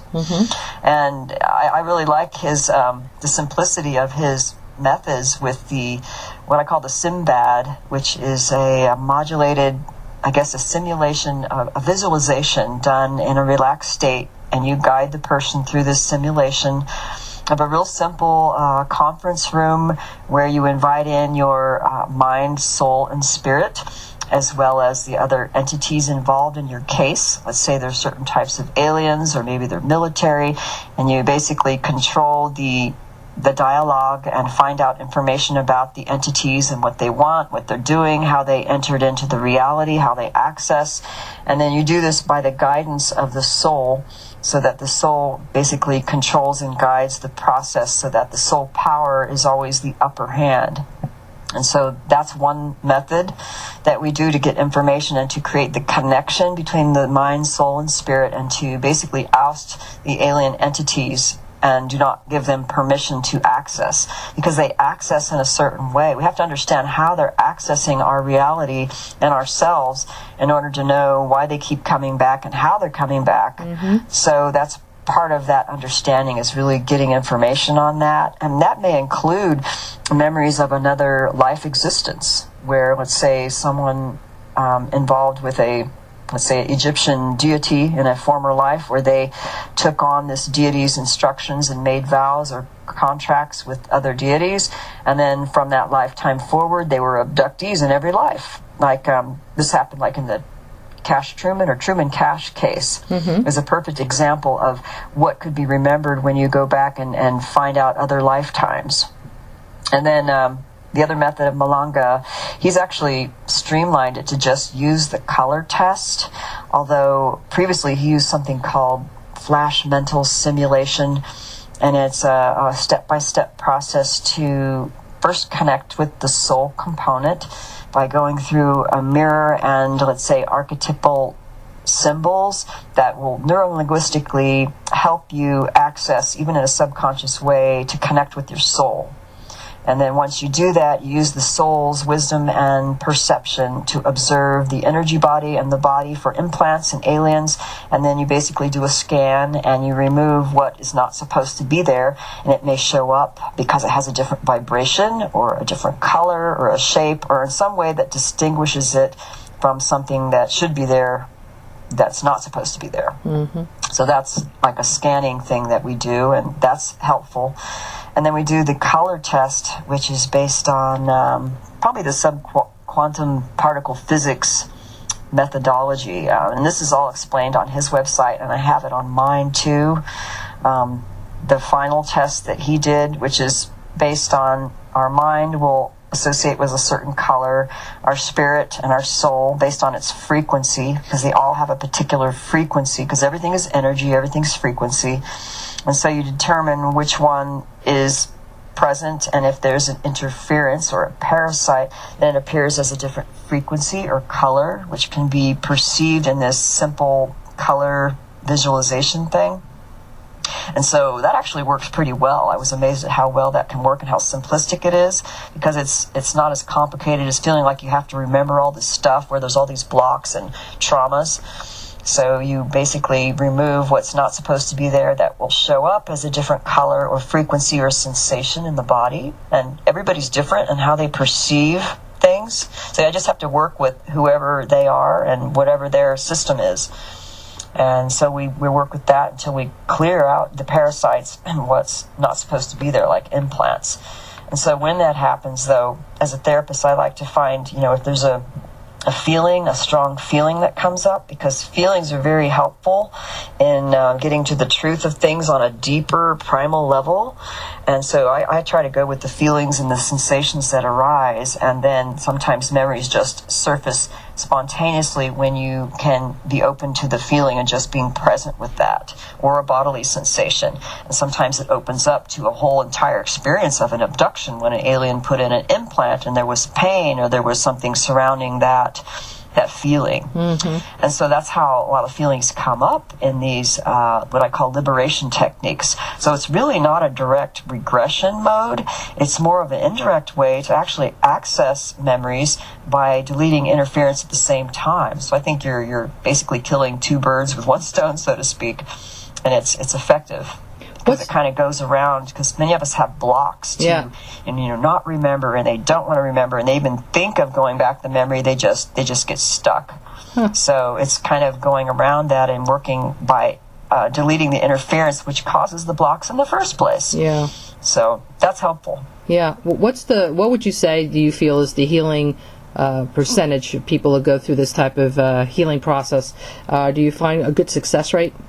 I'm still working on developing, stats. I've had some people who had tremendous help, and some who are still, dealing with interference issues. Mm-hmm. So I'm not going to say it's 100%, but I would say 50%. And then the 50 who were helped, they start to become more aware of how things are happening and how the aliens and different things are accessing, and they develop more and more awareness and more self-empowerment to understand the modes of access. And so this is really wonderful. I did an interview with the Scandinavian MILAB female named Marit. I mentioned her once before in this interview, and I actually interviewed her 3 times.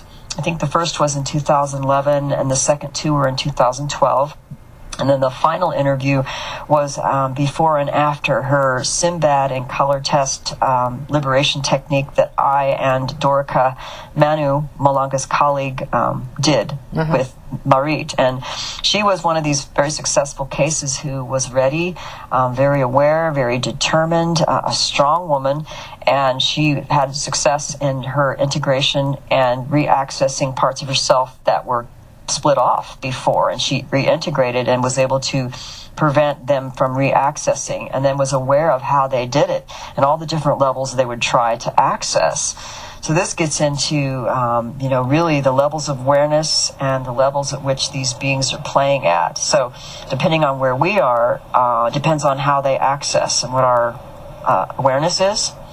So they may start with some people on a real physical level, where they, literally getting you physically, and you wake up with bruises and marks and missing time, and you wake up exhausted, and you're like, oh my God, you have all these marks. And then other times, if they can't get you physically, they'll try to hack into your consciousness and your dreams, and they'll do these virtual reality scenarios sometimes, or they'll just mess with your dreams to make you feel bad about yourself and to self-doubt and to take away your empowerment.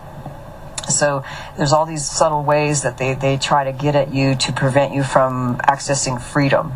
Wow. So, and this is an ongoing process of exploration that George Kavassilis is also doing in his own work, that we've corresponded together, where, you work at these higher and higher levels of awareness of these different kinds of entities that may interact in different ways. So let's say in the beginning, we were an abductee and we were having physical experiences, and then after we became strong to a certain point in our life, then the physical things stopped, but then they kept trying to access through virtual reality scenarios or dream hacking or psychic attacks or working through people in your lives. And so there's different ways that these controllers will try to access you. So this is where the war begins. Once we stop the physical abductions is when we have to start working with the other ways. But I think it's very promising, because I think once you know your power, once you know your soul and your connection, and you connect with something greater, then you know. Yep. And you don't feel as disempowered, although it doesn't mean they keep trying right. Oh, yeah. to mess with you or people around you, and they can get people around you. You can't control everybody around you, so that's where you have to stand up and take responsibility for your own safety. And sometimes that can be lonely, because you can be an isolated person when you're in your recovery process, or even when you're waking up and you're realizing most of your neighbors are still glued to the TV and they're mind controlled, and they're it's like, wow, sometimes it's hard to find support. Yeah, so. Good point. Serena, you have a question? Yeah, I wanted to ask Eve, how do you find that when they're taking these people and doing all of these things to them, what aspects is it that is there a separation that they are trying to create? And if so, what are they trying to separate within that individual that they're taking? Well, they definitely want to affect the core of the person, so that the personality will dissociate or split through trauma or an abuse, and feeling unloved and rejected and betrayals and God knows what, so that when there's a dissociation, that makes that person easier to possess or interfere with in some way. It doesn't mean they're all going to become possessed, but they will interfere with them whenever there's that deep soul heart pain. So any kind of trauma weakens us, definitely through a dissociation. There's other ways that they'll try to get you through family members or addictions, or basically so that you feel weak about yourself. And so the aliens, they disconnect the mind, spirit, and soul, so that there's not an integrated connection between all these aspects of being. Mm-hmm. And this is what Malanga demonstrated, and I think that in MILABS it's the same, where they may even do it more dramatically, where they separate the soul aspects, so that the power of the soul is being used to carry out the agenda of these entities which have taken hold of the spirit and the mind through implants or partial possession or programming. So they're basically trying to break you apart to Yes. keep you separated from your virtues, or those very qualities that will keep you strong. So they traumatize you through pain and agony, because you do have to experience the pain. When they're giving you this pain, you're experiencing it, and trauma is the way to do this. And so you're not able to integrate the power of your soul. Right. And your spirit and your wisdom. So they're literally trying to separate that wisdom from this other aspect of you, so that they can have control over you. Right. And it's it's difficult, because to heal it can take some time, because there's a lot of feelings associated with having been hurt. And many people naturally want to avoid those uncomfortable feelings, and then the avoidance of those feelings can create the numbness and the separation of self, which is connected to the core of our heart and the core of our soul, and which is our power. So this is why when I do work with people, I really think the feelings and the bringing up the feelings and working with the feelings is really important, because that's the portal to the soul. The heart is the portal to the soul.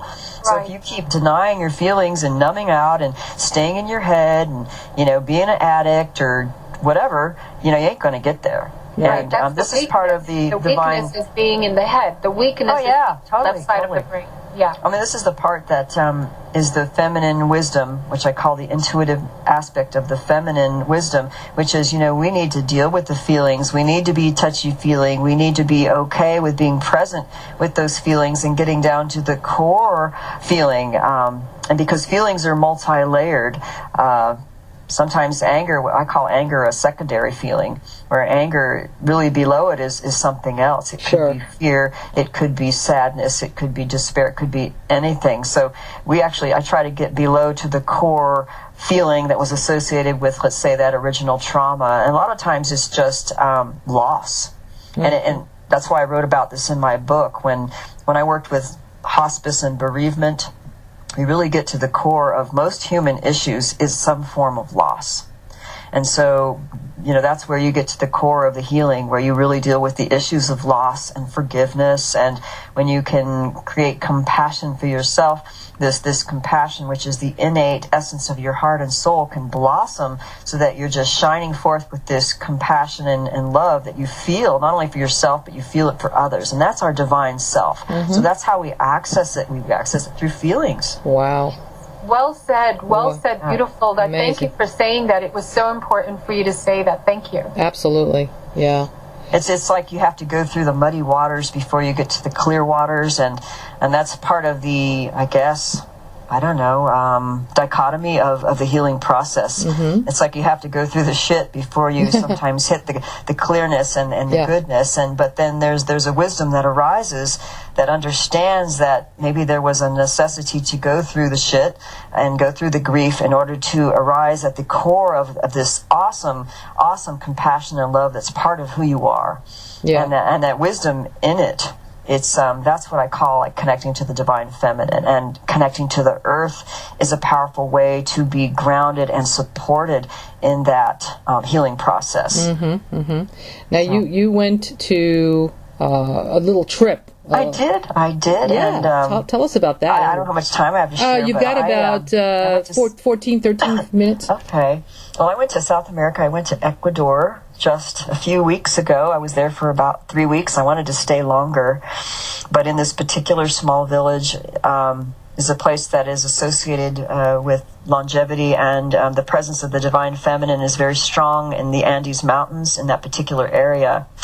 And so I was able to really immerse myself into going deeper in my healing process and with others who are like-minded, where I could really connect more deeply, not only with myself and doing some regressions on past life work and alien stuff and the connections with that, but connecting with the mother and feeling her nurturing and her love and kind of realizing her interactivity with me allowed me to really connect with that love and that bliss that's part of our natural who we are. Yep. To feel stronger in that and nurtured in that, and to know that that's there and that's possible. And then once we connect with that, you get a sense of I don't know how to say it, sustenance and confidence of understanding the interactivity and the real divine intelligence that really is with us through the earth and the mother and the wisdom that we could connect with. And it's a good thing. It's not a bad thing. It's not fake. It's just, some people think, well, just connecting with mother and grounding, it's just like the planets and the biology. No. This is like a real, living, nurturing, loving intelligence and supportive beingness that we're all part of, that's here to support us in our search for freedom and love and divine potential. Yes. Thank you. That's great. Yeah. Perfect. That's so important to understand that. So many people think of it in the left brain. There's still stuff. And I've talked plug to people in, just plug radio in. shows. We're like, okay, we want to deal with the archontic issue. Oh yeah, you just got to ground and you got to do this and you got to do this shielding. It's like, wait a minute, are you really connecting with the divine mother in an intelligent and interactive way that it is powerful that is beyond just, you just got to go barefoot on the ground, go barefoot. No. You know what I mean? This is real. This is powerful. Yeah. This is love. This is what love feels like. And some people don't know what it feels like. And I'd have to admit that in my life, it was a difficult thing. I mean, I had a difficult childhood, and I didn't have access to a lot of things that I wish other people had. So to feel that, it was a really good thing. Wow. Wow. Yeah. And you took that special tantra. Can you talk about that? Or that vow that you took a vow of one of the. I did. I took the planetary tantra vow that John Lash has for his Gaia navigation experiment, and I felt that definitely since doing that and making a commitment in my soul, that I've had profound reactions or positive connections and dreams, and just the understanding and the realization that there is an interactivity and a connection that is real and that is supportive and nurturing, and that we can interact with. So that worked for me. And I've been a Christian in former years, and into shamanism and different things, and a Buddhist. I mean, I just about been everything. But when I connected to this, I kind of felt like this was more real. This is human. This gets to human connection and feeling and what we really need to be.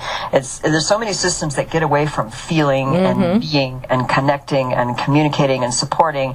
And you just don't know it until you feel it. That's all I have to say. Right. Because I was the kind of person who's more mental, more left-brained. So being right-brained is helpful for me. Oh, yeah. Yeah, that whole left brain domination thing all over the entire planet, this is exactly what closes us down. This is part of that program that they said, let us make man in our image and our likeness. It's this whole left brain thing that closes us down from the feminine, which is our power and the source of love. It's there, and it's tangible for those who have committed to experiencing it. It's right there. It's there in the mother. It is here with us, but we have to make a connection and an intention, and to really be dedicated. Yeah. You have to want it. Yeah. Yes. Definitely. Yeah. All right, so we're winding down to our last minutes, and Eve, I was wondering if you could just give the listeners a little taste of, because it is a series, a little taste of what we might be listening in the future, in future series or the future parts, because part 2 will be coming up in probably 2 weeks, you would say? Okay, yeah. I'm thinking if we wanted to continue more on the MILABS and Super Soldiers and programming. Yep. And we could either talk more in detail about certain cases, or if you wanted to have on one of my colleagues who I worked with in my early years, if he was up to it. Yep, we could do that. James Bartley, because he's interviewed several people recently. Yeah. And he knows a lot of, he's good with his military intelligence jargon and knowing how people are used as operatives and the particular capabilities and ops they have, not only with aliens, but with humans, and the specific things that they're told to do, how they're programmed to do it, and you know, what they're experiencing. Yeah. That some people like those kinds of details, and I think that if we had him on the show too, we could batter around some of the memories we've had working with people together. That might add, because he knows how to explain it in a way that really gets the jargon and the military intelligence. He's got an incredible military history background. Fantastic. And he's good with remembering details that I don't remember. I'm more of the, you know, the mother organic healing people, and I don't get all the details, but when he tells me, I'm like, oh yeah, I remember that case, you know. So no, it's great, because we invited him and he already agreed to be. Oh, awesome. Yeah. That's good. Yeah. So maybe he doesn't want to do it with me. Did you want to do one with him? Yeah, I think that would be great. I mean, we can do one with him, and he could do another one, because he's got a lot of info of his own. But he's going to be on more than once as well. Oh, okay.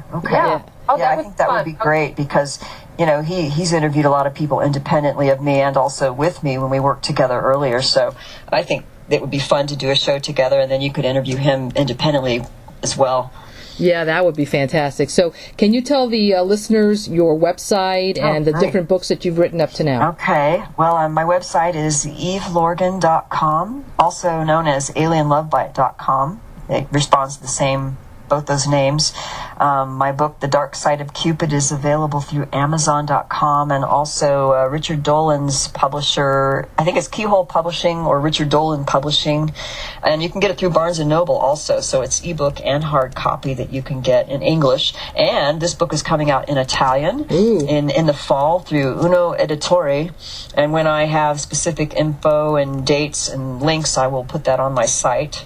So that's real exciting, and I want to get my book out in Spanish, so I'll just put the word out there. If there's any Spanish publishers or translators, I would like to get the book out in Spanish. Well, I can definitely hook you up, since I used to be in that business in Spanish, so yeah, I can definitely hook you up. Not a problem. Okay, and then The Love Bite is my first book that's still available in hard copy and Kindle edition in English. That one's just in English right now, so that one you can get through my website or Amazon or Barnes & Noble. So fantastic. That should do it. Awesome. Serena? So I appreciate for you having me on the show and be able just to... Oh, no, thank you. Are you kidding? This is an honor, and it's so important. Such important topics that we're addressing right now. So, Serena, did you want to say something? Yes, I wanted to thank Eve very much for all of her information, and to continue to give us the information to go in depth into places where other people can't, because they simply don't have the perspective of the cohesive wisdom that you carry as the woman and as the mother who has made a vow to righteousness and to goodness and to the earth and to protection. You've done all of these things. And I thank you for speaking, and I encourage anybody to please go to her website and read the articles that she's written, the experiences that she has had, and the other people who have been her interviewees, and see if anything resonates, because this is not just about MILABS, it's not just about the military, and it far surpasses it and creeps out into other areas in life. So I encourage everybody to please just go and read some of that information and see what's happening there. Okay? Absolutely. Thank you. Well, anyway, so that you've been listening to Shattering the Matrix. I am Ari Kopel, and you've been listening also to Serena. Again, I also want to thank our wonderful guest, Eve Lorgen, for being with us and accepting to do this series with us. You've been listening to the first part, which is MILABS and Super Soldiers Part 1. We will be continuing with the series with Part 2, and we are on air every Saturday at 6 p.m. Pacific Standard Time, 9 p.m. Eastern Standard Time. We look forward to having you on the show again to listen to the show. And Eve, thank you very much. We'll have you again and again and again, because this is we're just basically scratching the very tip of the surface, aren't we? Mm-hmm. Yeah. All right. Well, thank you very much, and we'll see you next week.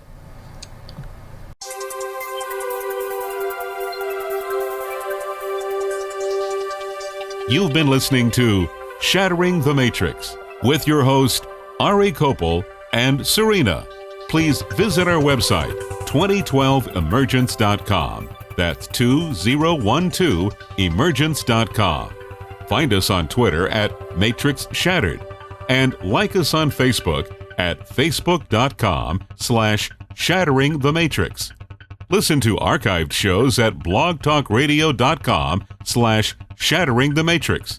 And join us next time for the birth of the new golden era on Shattering the Matrix.